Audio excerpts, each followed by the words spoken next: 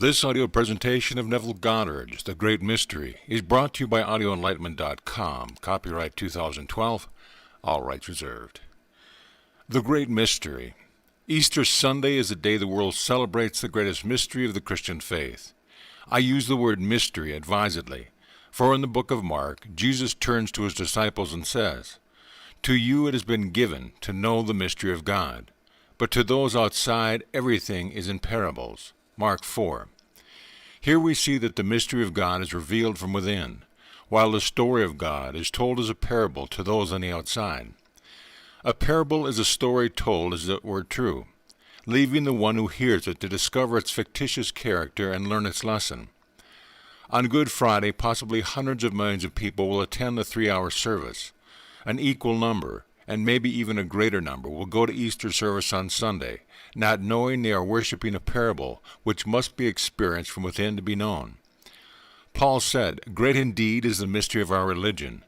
This is not something to be kept as a secret, but is mysterious in character."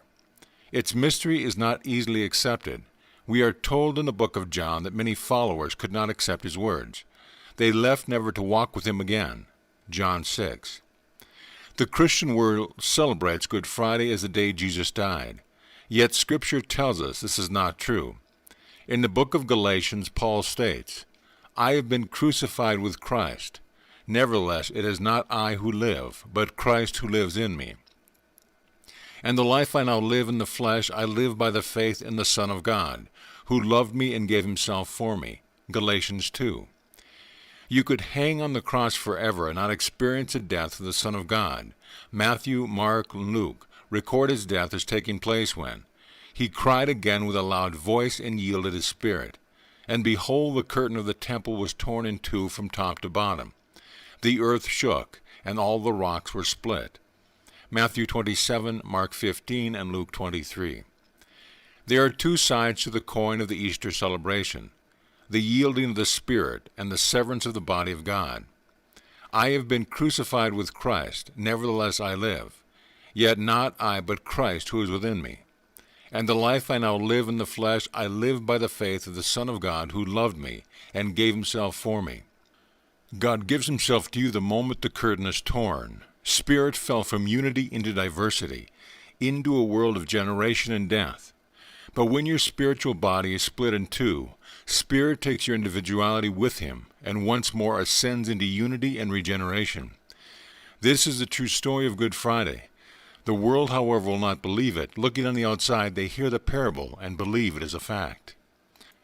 Now as the disciples entered the tomb, a young man sitting on the right said, "You seek Jesus, who was crucified? He is risen and is no longer here. See the place where they laid him." This statement discloses the fact that Jesus has risen, as well as the place of the resurrection. But no effort is made to describe how he rose or when it happened. In these two statements we find a fantastic mystery, which I hope to unfold for you from experience. But first I want to explain what I mean by calling those into my circle and teaching them from within. This week I received 2 letters. In the first letter the lady dreamed she was summoned to me, to discover others were there. Calling her and 2 others to me, I said, "I must die." They were so delighted with the news, and so she turned to tell the others she awoke. The following night, one of the friends in her dreams found herself with 2 others, being taught a new language by me and making an effort to understand and learn from me. She awoke, wrote it down, and returned to sleep, to discover that now the 3 were linked together as they attempted to speak the language. I was standing off to one side, helping whenever they needed it. Again she awoke and recorded the dream. And again she closed her eyes, returned to the dream, to discover that now the 3 of them were one. I stood before them, called them forward, and said, "I must die to the flesh in order to live in you. From now on you will find me within." On this level these dreams are a parable, a story of the inner man, which, falling into diversity, is separate, linked together in a search for the cause of all life, ultimately discovering the unity of all. It is true, it is necessary that I die, but I have already. On the 8th day of April 1960, I died to all generation. My creative powers have now turned into regeneration, and now, night after night, I beget on the higher level. It is said that as he cried the loudest, he yielded his spirit, and the curtain of the temple was torn from top to bottom. The rocks were split, and the earth shook. This is true. When my spiritual body was split, I felt like every vertebrae of my spine separated. Then, like a serpent, I moved up into the Holy of Holies. This is how your creative power, called the Son of Man, is lifted up. In his 12th chapter, John tells us, "When I am lifted up from the earth, I draw all men to me." The evangelist who was telling the story added this remark. He said this to show by what means would die. This is not true. He said this to disclose the kind of death that would be his. Only by yielding the Spirit can you die and ascend into a new being. You must draw yourself into yourself, otherwise you will hang on the cross forever. Everyone is hanging on the cross, manifesting the flesh. Having been crucified with Christ, it is not the flesh which lives, but Christ, who lives in a fleshly garment. The life you now live in the flesh, you live by faith in the Son of God, who loved you and gave himself for you. I remember the moment I cried out, splitting the curtain, and finding myself part of that pool of golden liquid light at the base of my spine. Then I moved up into the Holy of Holies. One man fell into diversity. Now asleep, he sees millions of others and does not realize that they are himself pushed out. The lady saw 3 others, separate and individualized, then linked together and finally one. Well, multiply 3 1,000,000 times, and you will see multitudes, all separate. Then the linking, the meshing, the weaving of one thought into another, and finally the unity of all. These marvelous experiences did not take place on this level, and if you try to interpret them as something that will happen here, you go amiss. When you meet me at night, it is because you have conjured me out of the depths of your own being. I am always with you, but not on this level. I died in 1960, and from that day on I have revealed the secrets of God from within. We are all on this cross, but we have not died, for only God dies. It is God who is speaking in William Blake's beautiful statement, "Unless I die, thou canst not live. But if I die, I shall arise again, and thou with me." Would thou love one who never died for thee, or ever die for one who had not died for thee? And if God dieth not for man, and gives himself eternally for man, man could not exist. So God dies, and everyone who is raised becomes one with him. You know me as a person, but I am one with God, so in that sense I died. I have to die to the flesh in order to lie in you. From now on you will find me within, not without. The parable the Christian world will celebrate on Easter Sunday belongs to this level, but its meaning is within. Walking with you on the outside, I eat and drink and do all the normal things of life here. If you ask anything of me, I will do it for you. But when you meet me in the depth of your own being, I will be teaching the Spirit. Good Friday and Easter are 2 great mysteries. Good Friday comes first in the parable, but Scripture tells us that the first is last and the last is first. That is true for the resurrection, which we celebrate on Sunday, is the first of the great events. In fact, 2 events take place that very moment, the awakening within and the departure of your spiritual body from the tomb. In a moment, in a twinkle of an eye, at the last trumpet, all will be changed into the imperishable one. This is the great eschatological trumpet of the 27th chapter of Isaiah. When this great trumpet sounds, all those who entered the land of Egypt will be called back to worship in Jerusalem. The word trumpet means reverberation. There is a peculiar reverberation that takes place.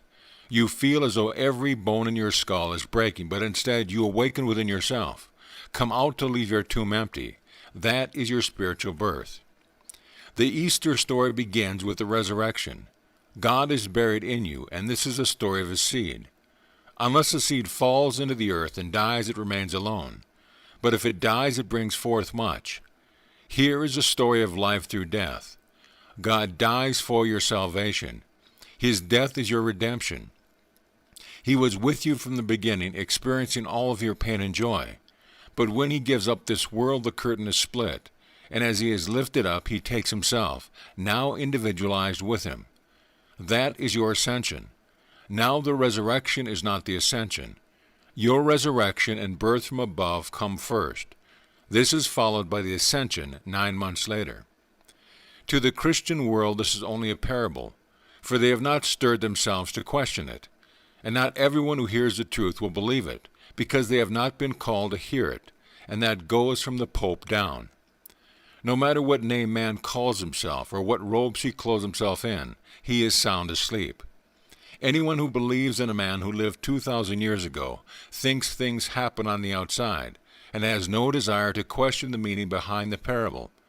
But one day a man will know from experience that everything is taking place within, that the world is but a mirror reflecting that which is within.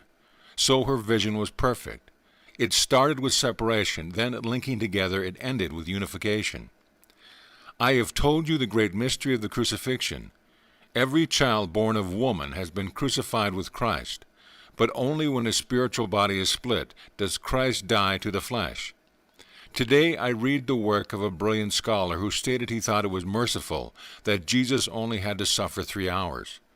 Here is a man who knows his Greek, Latin, and Hebrew backwards, but cannot see the mystery behind the parable. He added the thought that they did not break his bones because Scripture had to be fulfilled, yet he hasn't the slightest concept of what that means. Bones represent the law of God, which cannot be broken by man. It is the law of identical harvest. Jesus is the fulfillment of the law and the promise. But those who worship the parable think the bones of his feet were not broken so that Scripture may be fulfilled. God's law was established in the beginning, as everything must bear fruit after its own kind. If it is a pear tree, it bears pears. A plum tree bears plums, and an apple tree apples. Bones represent the law of identical harvest. Assuming you are known or unknown, wanted or unwanted, wealthy or poor, your assumption is your seed, and because of God's law, you will bring forth that which you assumed you are. So when Jesus Christ had risen, the curtain had been torn and he had left his sphere. But having left his law behind, they could not break his bones.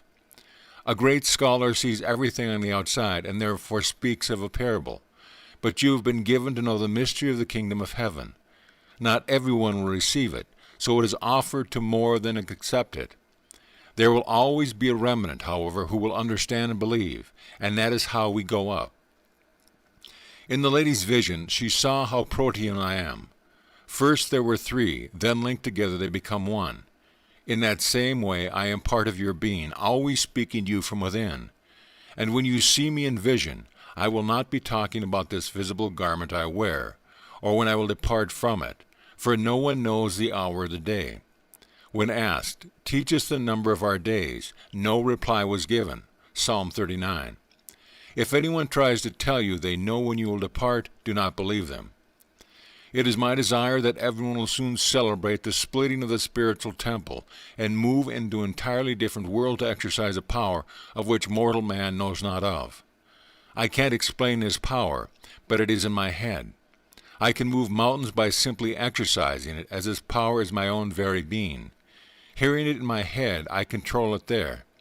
My 5 senses have synthesized into a power so great I can do anything, and as I exercise this power it grows and grows and grows.